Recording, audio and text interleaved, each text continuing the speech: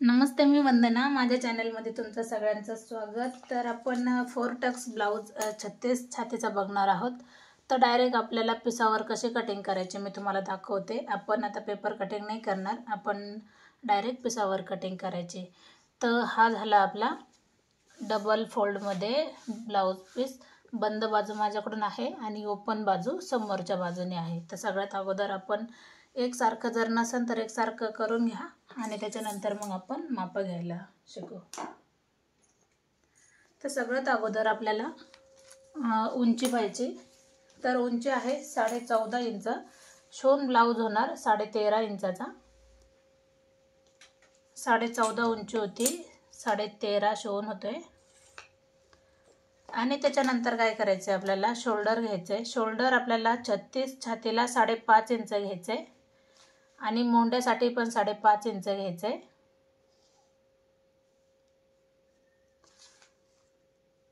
आता घडी आली 9 इंच. 36 छातीचा चौथा भाग आपल्याला काढायचा आहे आणि त्याच्यामध्ये आपल्याला 2 इंच मिक्स करायचं आहे लूजिंगसाठी. तुम्ही 1.5 इंच 2 इंच ठेवू शकता तुम्ही तुमच्या आवडीनुसार. आता कंबर आहे 33 इंच. तर 33चा आपल्याला चौथा भाग करायचा आहे. ब्लाऊजवर मी माप घेतले,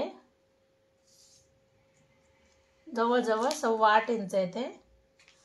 8.25 इंचामध्ये आपल्याला 2.5 इंच मिक्स करायचं आहे, म्हणजे आपला 1 इंच टक्ससाठी जातो आणि 1.5 इंच आपला शिलाई मार्जिन राहून जाते. तर अशा पद्धतीने माप आहे. आता आपण अर्धा इंच पाठीमागे यायचं आहे मोंड्यामध्ये. काही इथं चून वगैरे काहीच पडत नाही आणि रिंकल्स अजिबातच येत नाही. आता 1 इंच आणि 1.5 इंचावर आपल्याला मार्क करायचं आहे. 1.5 इंचावर आपल्याला पाठीमागचा भाग आणि 1 इंचावर आपल्याला फ्रंट भाग. तुम्हाला मी हर एक ब्लाऊज कस्टमरच्या याच्यावरच दाखवते, तर व्हिडिओ पूर्ण बघा.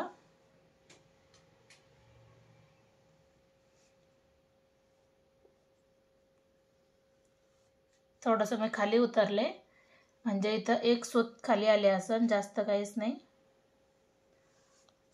अशा पद्धतीने हा झाला आपला पाठीचा भाग. आता 2.25 इंच गळा घ्यायचा आहे आपल्याला. 2.25 इंचच घ्यायचा आहे. आता पाठीमागचा आणि पुढचा गळा जवळजवळ छोटाच धरायचा आहे. तर मी 6 इंचच धरते, कारण जास्त पण नको आहे कस्टमरला.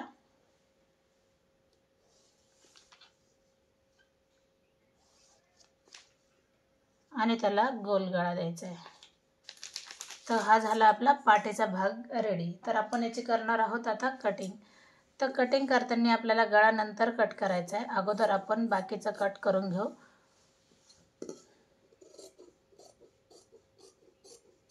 आता आपल्याला पाठीमागचा मोंढा अगोदर कट करायचा आहे, कारण फ्रंट मोंढा आपल्याला समोरच्या भागातच कट करावा लागतो.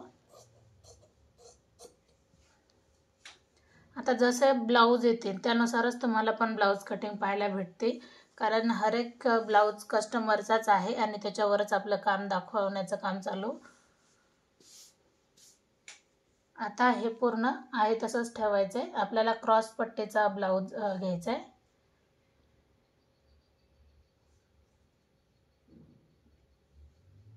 तर हे एकदम फेस टू फेस घेतले, कमी जास्त कुठंच नाही.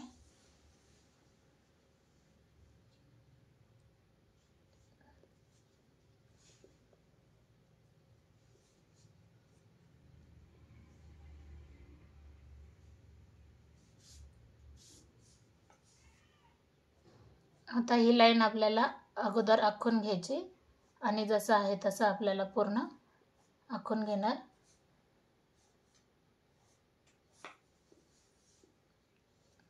.90 हा कपडा होता, कारण याच्यामध्ये 8.5ची बाही आहे.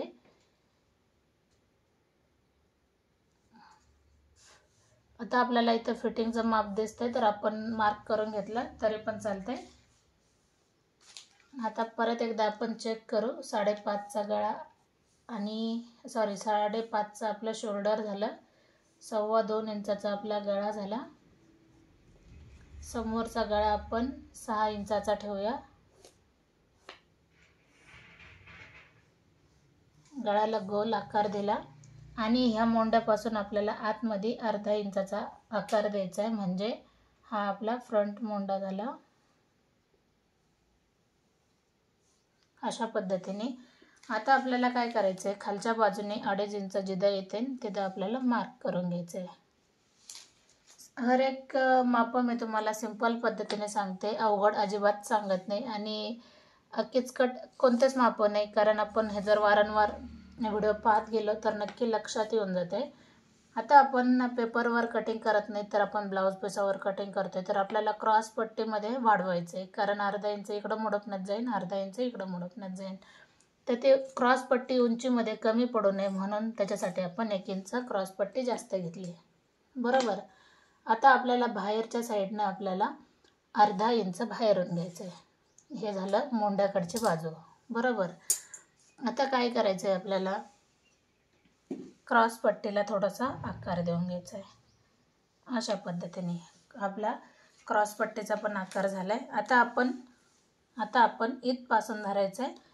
आपल्याला टक्स किती लागतो, तर टक्स घ्यायचा आहे आपल्याला 36 छातीला 4.25 इंच.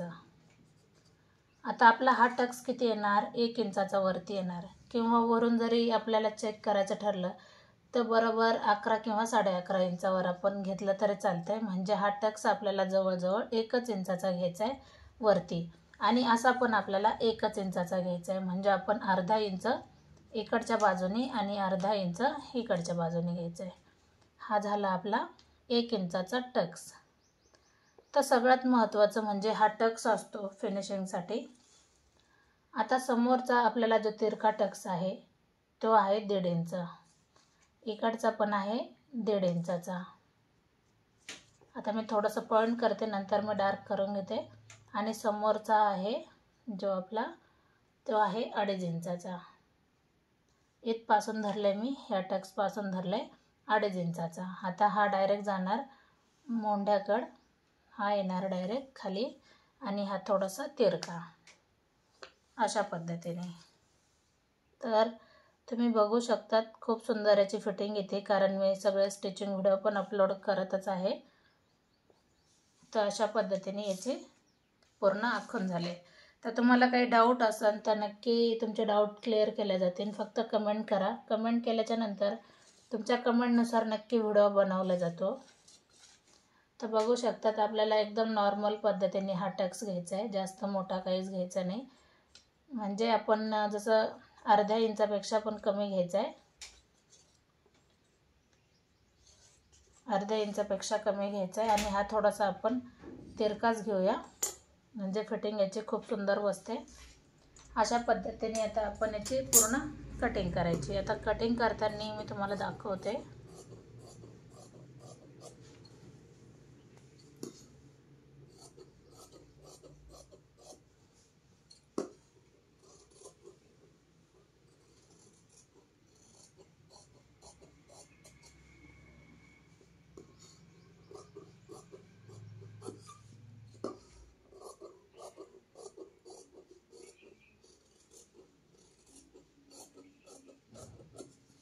हे बघा, अशा पद्धतीने याची कटिंग झाली. आता आपण काय करणार आहोत, त्याची क्रॉस पट्टी आपल्याला बाजूला करायची. तर ज्यावेळेस आपल्याला समजा जर कपडा कमी पडला तर आपण आतमधल्या बाजूची जी क्रॉस पट्टी आहे ती आपण वेगळी घेऊ शकतो. असं काहीच नाही का आपल्याला 4 क्रॉस पट्टी हीच लागते. तर एखाद्या वेळेला कमी पडले तर आपण अस्तरची क्रॉस पट्टी याला लावू शकतो.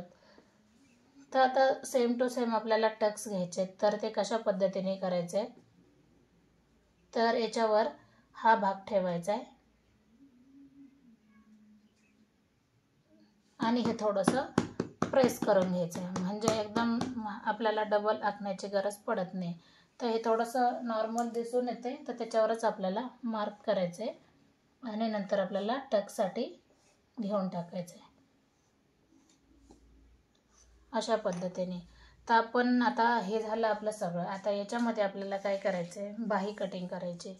तर आपल्याला मुंडा किती आला पाहिजे आपल्याला ते पण चेक करायचं आहे. तर जवळजवळ 8.5च धरा, जरी जास्त झालं तरी आपण त्याला कट करतोय.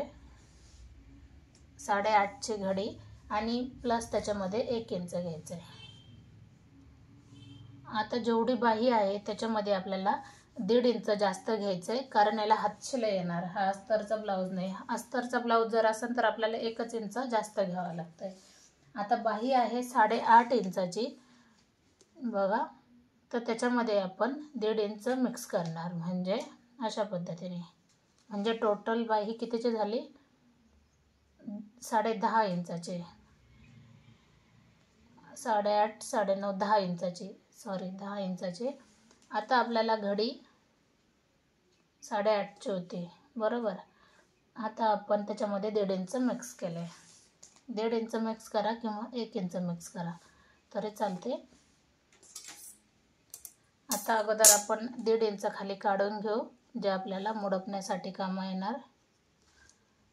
मार्क करून घेते.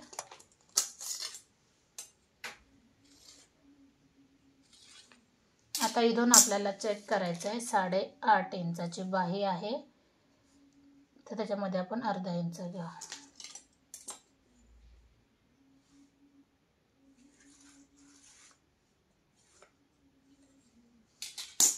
आता आपल्याला खालच्या साईडला, आता घडी कितीची होती? पहिली घडीवर पण एक लाईन द्या. 8.5 इंचाची घडी, त्या घडीवर पण आपण एक लाईन दिली. आणि हे झालं आपलं शिलाई मार्जिन, जे आपल्या शिलाई मार्जिन. आता 5.5 इंच दंड घेर आहे. 5.5 मध्ये मी 2 इंच मिक्स करते लुजिंगसाठी. आता 3 इंच आपण 3 किंवा 3.5 इंच 3.5 इंच आपण खाली आलोय बाहीला आकार द्यायला. तर बाहीला आकार कसा द्यायचा आहे तर बऱ्याच जणांच्या लक्षात येत नाही. तर आपण 2 ते 2.5 इंचावरून आपल्याला बाहीला आकार अशा पद्धतीने द्यायचा आहे. खूप सुंदर असा आकार येऊन जातो. आणि आपल्याला असं तिरकं आणि ह्या लाईनपासून आपल्याला बघू शकतात अशा पद्धतीने आपली ही बाही झाली. तर आता आपण याची करणार आहोत कटिंग.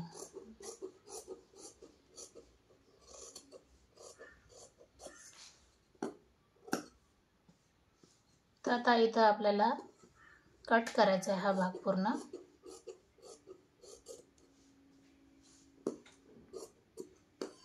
अशा पद्धतीने मी कट केलं आहे, म्हणजे ज्यावेळेस हे मुडपलं जातं तर अशा पद्धतीने ते पूर्ण येऊन जातं. तर आता आपण इथं लावणार आहोत शिवताना पॅच. आणि ज्यावेळेस मी ब्लाऊज शिवते त्याच वेळेला मी फ्रंटचा भाग कट करते. आणि असं बघू शकतात, लगेच लक्षात येतं आपल्याला ह्या साईडने आपल्याला जॉईंट द्यायचं आहे. तर आपण पाठीचा भाग पण लगेच राहिलेला कट करू, जो आपला गळा राहिलेला.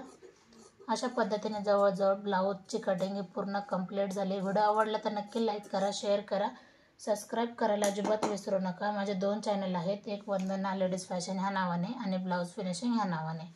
तर दोन्ही चॅनलला सबस्क्राईब करा. टक्स घेतलेत मी पाठीमागचा जवळजवळ 4 इंचाचा आणि वरती पण 4च घेते. शक्यतो मी दाखवत नाहीत, ते कॉमन आहे, तर आपण आपल्या पद्धतीने जरी घेतलं तरी चालते. अशा पद्धतीने तर आपण तर पुन्हा भेटू आपण नवीन आणि चांगल्या व्हिडिओमध्ये. तोपर्यंत नमस्ते.